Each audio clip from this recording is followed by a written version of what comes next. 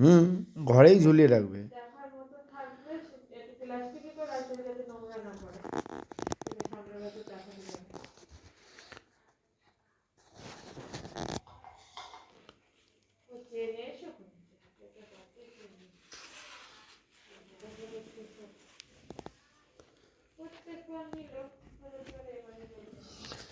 আরে না গো, এবারও নেবে, ওদের প্রত্যেকবারই এই অজুহাত থাকে।